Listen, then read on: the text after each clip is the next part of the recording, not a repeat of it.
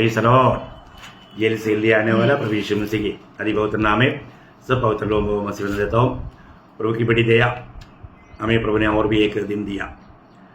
खास करके जब हम प्रभु के उपस्थिति में होता है तो कितना आनंद होता। प्रभु के प्रति हमारे दिल कितना तड़पना चाहिए, क्योंकि प्रभु ने हमको ये दुनिया से अपने लिए अलग किया। उधार पाए हुए लोग प्रभु की उपस्थिति में रहने से बढ़कर के अच्छा अवस्था और कुछ भी नहीं। इसका महत्व तो बहुत लोग नहीं जानता। प्रभु के संगति, प्रभु का वचन सुनना, प्रभु को सुनना, ये सब कितना श्रेष्ठ बात है। तो आज हम लोग इन दिनों में एक आत्मीय जन का बारे में हम लोग सीख रहा था। आज मैं सोचता है कि आज ये क्लास आज का क्लास के साथ तो मैं खत्म करूँ तो बहुत बड़ी बात है।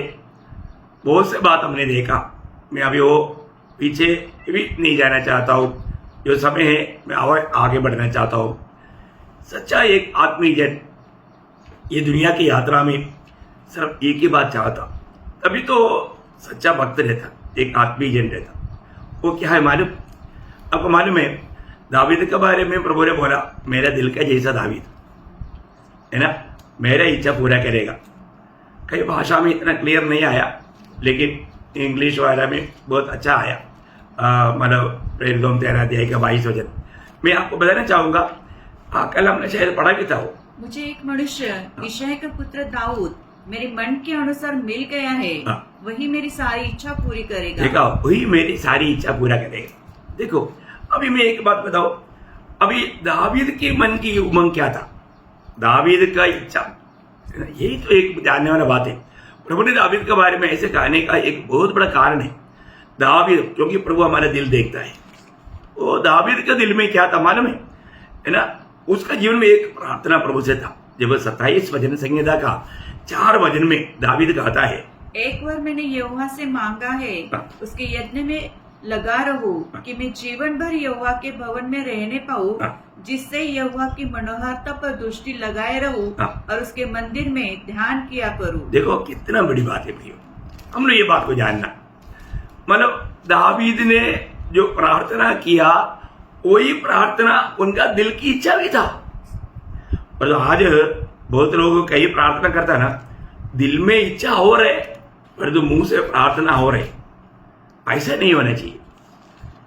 हम जो दिल में जो सच में चाहता है, हमारा प्रार्थना विषय भी वही होना चाहिए। पर तो आज बहुत लोगों का प्रार्थना देखेगा तो उनका दिल की इच्छा में और उनका प्रार्थना में कुछ भी मिलाव नहीं, इसलिए प्रभु काम को करता भी नहीं, देता भी नहीं। अभी दिल से प्रभु का दास का इच्छा। आप देखो, मैं कई बार एक मरियम का प्रार्थना का बात बताया, आपको याद होगा। जब रोज मीटिंग खत्म होने के बाद में ये मरियम क्या करता, वो मतलब अल्तार जो है उधर ही निकट आकर के उधर घुटने में आकर के, ओ प्रभु जल्दी आओ, जल्दी आओ प्रभु, जल्दी आओ प्रभु, ऐसा बोल करके और होकर चिल्ला चिल्ला कर रोज प्रार्थना करता। ये जो पादरी के असिस्टेंट जो है वो ये निकलने के बाद में मतलब चर्च को ताला लगाना है, लेकिन ये निकलता ही नहीं जल्दी।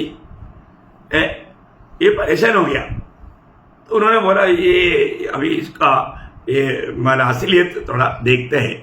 तो उन्होंने क्या किया, एक बार उन्होंने छत में उसके सामने वो जहां पर जाकर घुटना लगाकर रोज जो प्रार्थना करता है, उस छत के ऊपर मतलब छत के उधर ही उन्होंने एक बड़ा टोकरी बांध लिया, रस्सी से बांध लिया। और सब निकलने के बाद में ये जब प्रार्थना के लिए गया, वो असिस्टेंट पादरी ऊपर गया, उधर बैठ करके ये जब चिल्ला प्रार्थना कर रहा है, उस समय में ऊपर से बोला, हे मरियम, आज मैं तुझे लेने के लिए ये टोकरी भेजता हूं, तुम ये टोकरी में बैठ जाओ। ऐसा एक बड़ा आवाज में इसे बताया। मरियम देखा तो वास्तव में टोकरी आ रहा है, वो घबरा गया। तो बोलता है, प्रभु प्रभु प्रभु, अभी नहीं, 1 हफ्ते के बाद, क्योंकि अभी मेरा कुछ पैसा मिलने वाला है। वो मिलने के बाद कुछ कुछ काम है, वो काम होने के बाद देखा, इसका मतलब उनका दिल में बात एक और उनका मुंह से प्रार्थना एक। कितना फर्क है प्रियो। हमारे जीवन में हम जब प्रार्थना भी करता है तो हम कैसा प्रार्थना करता। अभी यहां पर दावीद की दिल की आग्रह ही उनका प्रार्थना था। प्रभु का उपस्थिति का गौरव, एक सच्चा भक्त का।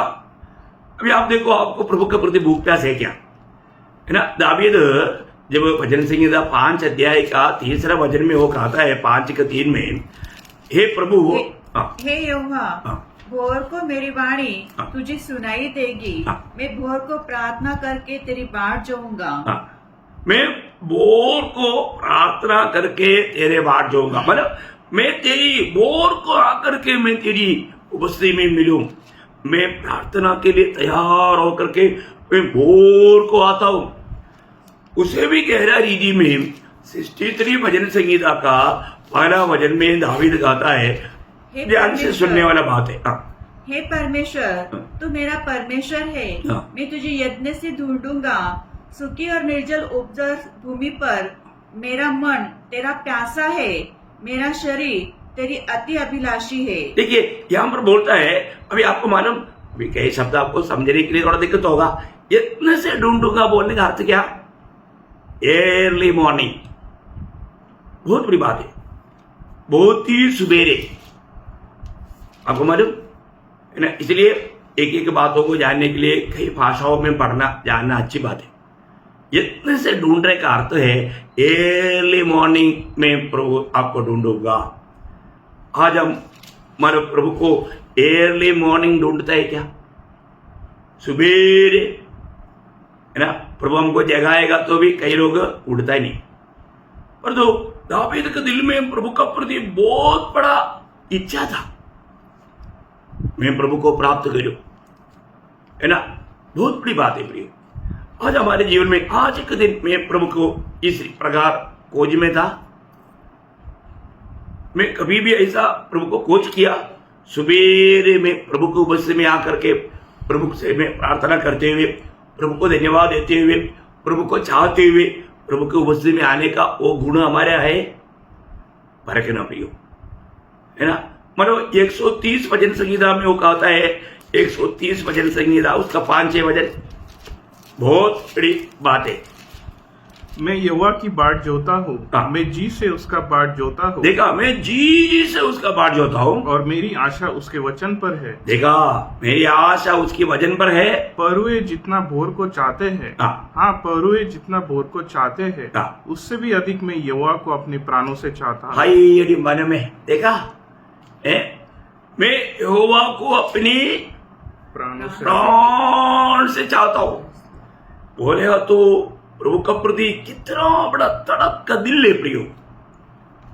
क्या वास्तव में आज मुझे सुनने वाला पवित्र लोगों के दिल में ऐसा तड़प है? मेरे अंदर वो तड़प है। मैं इसलिए सुबह उठकर 3 बजे से प्रभु को उपस्थिति में आकर के घुटना टेकता हूं। बहुत बड़ी बात है प्रियो। प्रभु को कितना भी प्राप्त करूं, कितना भी सुनूं, हमें कम है प्रियो, कम है ना। आज बहुत पवित्र लोगों का जीवन में हम देखते हैं तो उनका चेहरे में तक कोई आनंद नहीं। क्यों? क्योंकि प्रभु के सन्निधि का महत्व उन्होंने अनुभव नहीं किया। प्रभु की पवित्र उपस्थिति में जाता नहीं। आप देखो, जब हम प्रभु की उपस्थिति में आता है तो प्रभु हमको देख करके एक स्माइल करता है तो क्या होता है? अरे हमारा दिल एकदम ठंडा हो जाता, आनंद से उमड़ने लगता, हमारे चेहरे में भी वो चमक आता और हम भी प्रभु को देख करके तुरंत स्माइल करता। मैं हमेशा पवित्र लोगों को बोलता हूं, सुबेरे उठते ही एक बार प्रभु को देख करके एक स्माइल करना, क्योंकि प्रभु तो हमेशा हमको देखकर स्माइल कर रहा है। हम प्रभु को भी देख करके स्माइल करना चाहिए ना, है? ओ प्रभु, आपने मुझको और भी एक दिन दिया, धन्यवाद। कल रात पर आपने सुखदायक निद्रा दिया, धन्यवाद। हम प्रभु से अनुभव पाया हुआ उन बातों को आभार भरा दिल से धन्यवाद देते हुए प्रभु की चेहरे की ओर देखेगा। तो मैं आपको बताना चाहता हूं, आज बहुत लोग कई जगह पर देखता है पर तो प्रभु की ओर नहीं देखता। प्रभु की ओर देखना प्रियो, प्रभु की ओर देखेगा। आपको मालूम है जब 27 वचन संहिता का 8 वचन में दावीद कहता है, तूने कहा है मेरे दर्शन की खोजी हो, ने मेरा दर्शन की खोजी हो, इसलिए मेरा मन तुझसे कहता है, हे यहोवा तेरे दर्शन का मैं खोजी रहूंगा। देखा मैं तेरा दर्शन का खोजी रहेगा, बोले का मतलब मैं तेरे चेहरे की ओर देखते रहूंगा। कितना सुंदर बात है प्रियो। आत्मीय जीवन का बहुत बड़ा एक विजय रहस्य यहां पर है प्रियो। हर एक पवित्र बात को जानना है ना, हम प्रभु के चेहरे की ओर देखना, प्रभु का चेहरा देखो। आज प्रभु मुझे में आनंद दे कि नहीं है, या प्रभु मेरे प्रति दुखी है, चेहरे से मालूम पड़ता है ना दुखी है क्या, आनंद दे क्या, है ना। जब एक बार अहश्वेरोश राजा के सामने नेहम्याह गया, नेहम्याह का चेहरा देख करके अहश्वेरोश राजा पूछता है ना, नेहम्याह 2 अध्याय का शायद 2-3 वचन में है। तब राजा ने मुझसे पूछा, तू तो रोगी नहीं है, फिर तेरा मुंह क्यों उतरा है? देखा, तेरा मुंह क्यों उतरा, तेरा चेहरा क्यों उतरा हो। चेहरा देखने से मालूम पड़ता है तुम कुछ तो दुखी है, मनोरोगी है। तुमको आगे बढ़ना, ये तो मन की ही उदासी होगी। देखा, मन में कुछ तो दुख है, मन में बहुत बड़ा दुख जरूर है। तब मैं अत्यंत डर गया। मैंने राजा से कहा, राजा सदा जीवित रहे। जब वह नगर जिसमें मेरे पुरखों की कब्रों है उजाड़ पड़ा है और उसके फाटक जले हुए हैं, तो मेरा मुंह क्यों ना उतरे? क्यों ना उतरे, बोलेगा तो मेरा मन में बहुत दुख है राजा। देखा, क्योंकि प्रभु का शहर का अवस्था बहुत दुखदायक है, वेदनाजनक है। ये बात सुनने के बाद में कैसा आनंद रहेगा प्रियो। आज सच में मंडली की अवस्था देख करके कई लोगों को कोई दुख नहीं, कई मंडलियों में इतना मतलब दुखदायक अनुभव है। मैं आपको बताना चाहता हूं, आपका चेहरा एक पढ़ने लायक पत्र है। आपका चेहरा देख करके आपका जीवन, आपका दिल सब पढ़ सकता है ना। चेहरा देखो, प्रभु ने बोला मेरे चेहरा देखो, है ना। आपको मालूम है जब कायीन का भेड़ पर प्रभु प्रसन्न नहीं हुआ तो कायीन का चेहरा उधर गया, तो प्रभु उसको पूछता है ना, मतलब उत्पत्ति 4:5। तब कायीन और उसके भेड़ को उसने ग्रहण न किया। तब कायीन अति क्रोधित हुआ और उसके मुंह पर उदासी छा गई। देखा, उनके मुंह पर उदासी छा गया। देखा, प्रभु प्रसन्न नहीं होने वाला चेहरा, उसका चेहरा उदासी रहेगा, निराश में रहेगा, दुखी रहेगा। मुझे सुनने वाला पवित्र लोगों, मैं आपको पूछना चाहता हूं, अभी आप ये वचन सुनने के समय में भी आपका चेहरा कैसा है? जरूर थोड़ा दर्पण में देखो, आपका चेहरा कैसा है। अगर आप दुखी है, इसका मतलब आप प्रभु के राह पर नहीं है, आप कुछ गलत राह पर है, प्रभु को आनंदित करने वाला मार्ग में नहीं है। जब तक प्रभु आप में आनंदित नहीं है, आपको ये सच्चा आनंद नहीं मिलेगा, सच्चा आनंद का चेहरा भी नहीं मिलेगा। बहुत बड़ी बात है। ये थोड़ा समय की आनंद नहीं, सदा आनंद है, सदा की आनंद है। इसलिए चेहरे पर देखने से मालूम पड़ेगा। कई लोग चेहरा नहीं मिलाता ना, है ना। कई बार कई लोग, चोर लोग, पुलिस स्टेशन में आता है ना, वो पुलिस की तरफ भी नहीं देखता, मुंडी नीचे कर खड़ा होता, सामने देख, ऐसा बोलेगा तो भी नहीं देखता। लज्जित है चेहरा, वो चेहरे से मालूम पड़ता कि वो उस गुनाह किया है। बहुत बड़ी बात है ना प्रिय। है ना। आपको मालूम है जब एक बार याकूब ने अपनी पत्नियों को एक गवाही दिया था, याकूब ने देखा लाबान का चेहरा बदल गया, अरे बहुत खुशी था, बेटे बेटे बेटे प्यार से बोलता था, अब यह ऐसे नहीं बोलता, है ना। उत्पत्ति 31 अध्याय का दूसरा वचन में वो गवाही देता है याकूब। और याकूब ने लाबान के मुख पर दृष्टि की और ताड़ लिया कि वह उसे प्रीति पहले के समान नहीं है। प्रीति नष्ट हो गया। देखा, चेहरे में मालूम पड़ता। इसलिए अपनी पत्नियों को या लाबान का बेटियों को बुला करके याकूब कहने वाला बात उसका 5 वचन, तुम्हारे पिता के मुख से मुझे जान पड़ता है कि वह मुझे पहले के समान अब नहीं देखता, पर मेरे पिता का परमेश्वर मेरे संग है। देखा, देखो प्रियो, हम लोग चेहरा देख करके पढ़ सकता है एक व्यक्ति क्या निर्णय में है। ऐसा बहुत लोगों के चेहरे के बारे में वचन में लिखा है, सारे बात अभी सोचने के लिए टाइम नहीं। लेकिन एक बात मैं आपको बताना चाहता हूं, आज मुझे सुनने वाला आपका चेहरा कैसा है? आप ये वचनों को सुनने के समय में भी आपका चेहरा कैसा है? आप आनंदित है, खुश है, सच्चा दिल से? इसलिए प्रभु ने बोला ना, मेरा चेहरे की ओर देखो, मेरा चेहरा देखने की यत्न में रहना। क्यों यत्न में रहना? क्योंकि आपको सबको मालूम है ना, 34 भजन संहिता का 5वां भजन में, जिन्होंने उसकी ओर दृष्टि की उन्होंने ज्योति पाई और उनका मुंह कभी काला न होने पाया। कितना सुंदर बात है। अगर आपका चेहरा में वो चमक रहना है तो हमें क्या करना चाहिए? प्रभु की ओर देखो, प्रभु की ओर देखो, सर्व प्रभु की ओर देखो। इतने नहीं, प्रभु का योग्य जीवन भी बिताओ। हम दिल से चाहे मुझे मेरा प्रभु चाहिए, मेरे जीवन के लक्ष्य मेरे प्रभु है, प्रभु को मैं कैसे भी महिमा करूं, प्रभु को मैं प्रसन्न करूं, मैं प्रभु का बनकर हमेशा रहूं।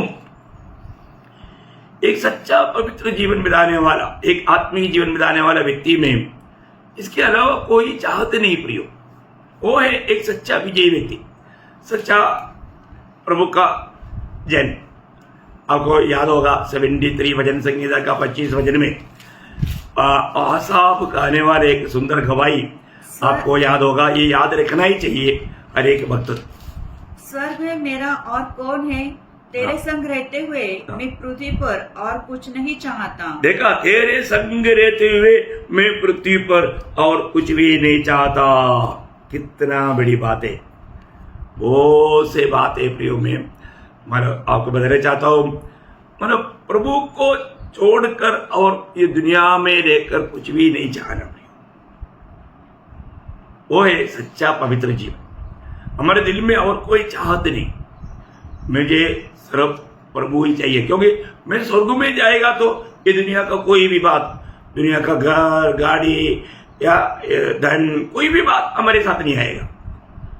उधर का कोई काम का ही नहीं हो। स्वर्ग का, इधर का, माना दुनिया का रीति का कोई भी बात, स्वर्ग में कुछ भी मूल्य नहीं। आप देखो, इसलिए मैं कितना मसीह को जीत पाया, वही मेरा ओरिजिनल धन है प्रियो। मेरा ओरिजिनल धन क्या है? मैंने कितना मसीह को जीता। इसलिए पौलुस ने बोला, मैं सब कुछ कूड़ा समझता हूं ताकि मैं मसीह को जीतूं, मसीह को जीतूं। मैं कहां तक मसीह को जीत पाया है, ये परखना। मसीह को जीतना प्रियो, मसीह को जीतना, दिल की गहराई से मसीह को जीतने के प्रति उत्साही बनना। आखिर एक आत्मिक जन को बारे में एक गुण में आपको बता करके ये संदेश खत्म करना चाहूंगा। वो है, हम हरेक लोग उधार पाए हुए लोगों को एक नियुक्ति है, नियुक्ति।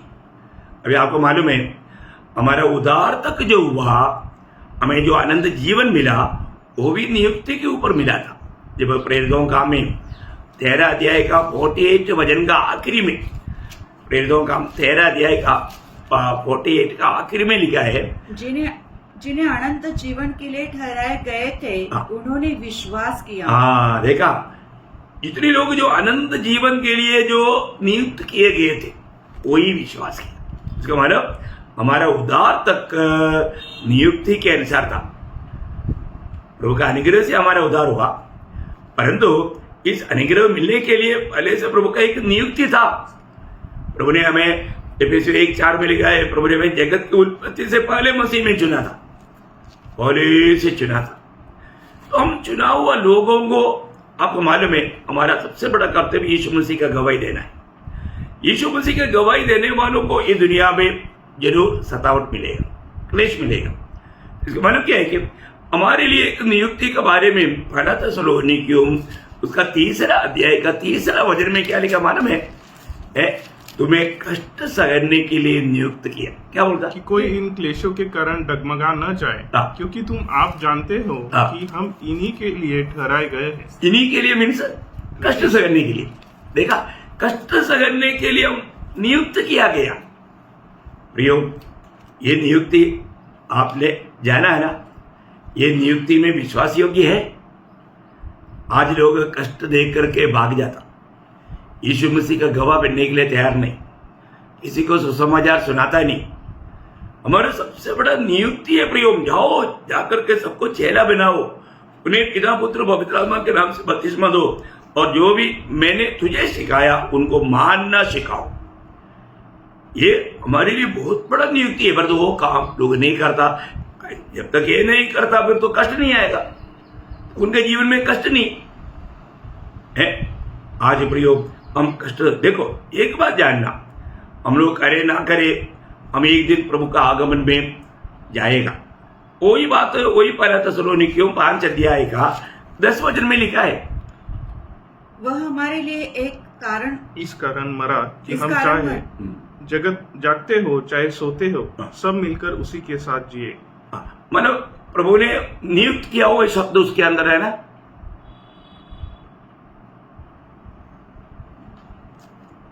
पहला थिस्सलुनीकियों 5 अध्याय के 10 वचन में, क्योंकि परमेश्वर ने हमें क्रोध के लिए नहीं परंतु इसलिए ठहराया है। कौन सा वचन है? 9 है। इसलिए ठहराया, हम प्रभु में उद्धार पाएगा। आगे पूरा पढ़ लो, 9-10 ठहराया है कि हम अपने प्रभु यीशु मसीह के द्वारा उद्धार प्राप्त करें। हम मसीह के द्वारा उद्धार प्राप्त करें। कौन सा उद्धार? आत्मा का उद्धार का बात नहीं, हमारा शरीर के उद्धार का बारे में यहाँ पर बोल रहा है। बहुत अच्छी तरह जानना, उद्धार का 3 अनुभव है, आपको मैंने इससे पहले भी क्लासों में बताया। हम उद्धार पाया, उद्धार पाते रहता और उद्धार पाएगा, है ना। तो इसलिए हमारे जीवन में आज हम मतलब उस प्रभु यीशु मसीह की आगमन की बाट जो होता है, क्योंकि हमको नियुक्ति मिला, प्रभु के आगमन में हम जाएगा। बहुत बड़ी बात है, हम लोग हरेक लोगों को ये जानना है प्रियो, ये प्रभु का आगमन में हम जाएगा। यह आशा प्रभु ने हमको दिया है। प्रभु ने दिया हुआ आशा कभी भंग नहीं होता, है ना। प्रभु ने दिया हुआ आशा कभी भंग नहीं होता। इसलिए हमको ये आशा कार्य करता है, तो कितना भी कष्ट आएंगे, क्लेश आएंगे, हम डगमगाना नहीं। हमें एक सच्चा पवित्र जीवन बिताते हुए प्रभु के आगमन की बाट जोते रहना। जिसका दिल पवित्र है वही प्रभु को देखेगा। और जिसको ये आशा मिला, पहले वरना 3:3 में लिखा है, जिसमें आशा है अपने आप को जैसे वो पवित्र है पवित्र रखता। बोलने का मतलब एक सच्चा पवित्र जीवन बिताने की जिम्मेवारी हमें है। तो सबसे बड़ी बात, हमारे जीवन में हमारे कोई योग्यता के कारण हमने उद्धार नहीं पाया, पर जो प्रभु का अनुग्रह से उद्धार पाए वो लोग, प्रभु की नियुक्ति से उद्धार पाए वो लोग, प्रभु के उस आगमन की बाट जोते रहना। क्योंकि प्रभु आएगा, हम जाएगा, यहाँ पर हम नहीं रहेगा, लेकिन रोज रोज प्रभु ने हमें किसने नियुक्त किया? हम उसका पुत्र का अनुरूप बनने के लिए, है ना। रोमियों का पत्र वो वचन जितना भी बार आपको बताए सिखाए कम पड़ेगा, उसका 8:29। क्योंकि जिन्हें उसने पहले से जान लिया है उन्हें पहले से ठहराया भी है। ठहराया मीन्स नियुक्त किया है, कि उसके पुत्र के स्वरूप में हो। देखा, उसके पुत्र की स्वरूप में हो। मैंने आपको कल भी बताया, स्वरूप का अर्थ प्रभु का स्वभाव, अंदर का गुण है। परमेश्वर ने मनुष्य को अपनी स्वरूप और छाया में बनाया। स्वरूप का अर्थ प्रभु का उस स्वभाव में बनाया। हमको ये बात को जानना है। आज हम उस ईश्वरीय स्वभाव में कहां तक बढ़ पाता, मसीह के स्वभाव में मैं कहां तक बढ़ पाता, ये बात को हमें परखना। तो वो है आत्मिक उन्नति। आपको सबको याद है एक नियुक्ति, मैं बोलते भी ना आपको याद हो, ये नियुक्ति सुनते शायद पहले आपको वो याद आया होगा। क्या नियुक्ति? इब्रानियों 9:27 याद है ना? एक बार मरना उसके बाद न्याय का होना नियुक्त है। हाँ, सबके लिए नियुक्त है।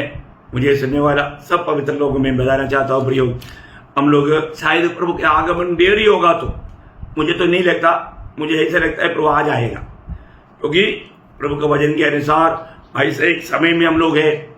क्योंकि मत्ती 23, मार्क 13 और लूका 21 ये तीनों अध्याय के अनुसार प्रभु के आगमन के बारे में बताया हुआ हर एक बात है ना। लड़ाई की चर्चा कौन सा दिन नहीं होता, भूकंप की चर्चा कौन सा दिन नहीं होता, जातियों से लड़ाई के बाद खवा खा नहीं सुनता, अकाल, बीमारी, प्रयोग, ये सब बात प्रभु के आगमन का एकदम निकटता है, उसका स्पष्ट ये तो वो प्रकट होकर के आने का चिन्ह है। ऐसा है तो गुप्त आगमन और भी कितना निकट है प्रियो, कभी भी संभव है। ये बारे में विस्तार से बोलने की जरूरत नहीं, लेकिन वचन कहता है हम नियुक्त है। एक बार मरना फिर न्याय का होना हर एक मनुष्य के लिए परमेश्वर नहीं किया। इसका मतलब हर एक लोगों को एक दिन न्याय है। हमें मतलब न्याय है, हमेरा भी न्याय है। वो न्याय दंड पाने के लिए नहीं, प्रतिफल पाने के लिए। इसलिए मतलब दूसरा कुरिन्थियों 5:10 में हम लोग पढ़ता है, क्योंकि अवश्य है कि हम सबका हाल मसीह के न्यायासन के सामने खुल जाए कि हर एक व्यक्ति अपने अपने भले बुरे कामों का बदला जो उसने देह के द्वारा किए हैं वो पाए। हाँ प्रियो, हम सब, इसके मतलब ये पवित्र लोगों का प्रभु के सामने न्यायासन के सामने होने वाला न्याय, पापियों का न्याय के बारे में प्रकाशित वाक्य 20 अध्याय का 21 से 15 तक देखता है। वो अलग है, वो दंड पाने के लिए नहीं, वो दंड पाने के लिए, और ये न्याय प्रतिफल पाने के लिए। हम शरीर में रहकर जो भी कार्य किया उसका हम बदला या प्रतिफल पाने के लिए। प्रयोग, हमको ये बात जानना है। आज प्रभु ने मुझे नियुक्त किया, उस नियुक्ति में मैं कहां तक विश्वासियों की, आज एक सच्चा विश्वासियों के जीवन में बिताता है क्या? प्रभु ने हमें अंधकार से अद्भुत ज्योति में लाया, प्रभु का गुण प्रकट करने के लिए, यीशु समाचार का गवाह बनने के लिए। उस समय में हमको कई प्रकार का कष्ट आएगा, पर ये सब हम विश्वासी योगी होकर के सह पाता है क्या? क्योंकि आपको मालूम है भजन संहिता 101 का 6 में लिखा, विश्वास योगी लोग मेरे साथ रहेगा। प्रभु के साथ विश्वास योगी लोग रहेगा प्रियो। कोई बात यीशु मसीह ने मत्ती 25 का 21 में कहा, भले और विश्वास योग्य दास, तुम थोड़ी में विश्वास योग्य रहा, तुम्हें मैं बड़ी बातों का अधिकारी बनाऊंगा, अपनी स्वामी के आनंद में प्रवेश हो जाओ। प्रियो, अभी हमें ज्यादा दिन इंतजार करना नहीं पड़ेगा, बहुत जल्दी हमने सोचा उससे बढ़ करके प्रभु का आगमन बहुत निकट है प्रियो। इसलिए कोई भी लापरवाही ना करे, कोई भी इस बातों को तुच्छ ना करे। प्रभु के लिए, प्रभु के आगमन के लिए एक सच्चा तैयारी के जीवन बिताकर, आज प्रभु आ गया तो मैं प्रभु की बाढ़ जो आने वाला अनुभव है कि नहीं, मैं तैयार है कि नहीं, ये बात को परखना। इसलिए एक सच्चा आत्मीय जन बन करके मैं आज एक आत्मीय जन है कि नहीं, ये बात को परखना। एक विजयी जीवन में बिता रहा है कि नहीं, आज प्रभु में मुझ में आनंद दे कि नहीं, और मैं प्रभु में आनंद दे कि नहीं, ये सारे बात को परखना, जांचना, और अपने आप को प्रभु के हाथ में समर्पण करके एक सच्चा पवित्र विजय फलदायक जीवन बिताने के लिए प्रभु ये वचनों के द्वारा आप सबको बहुत आशीष दे, प्रभु को महिमा मिले। आमीन।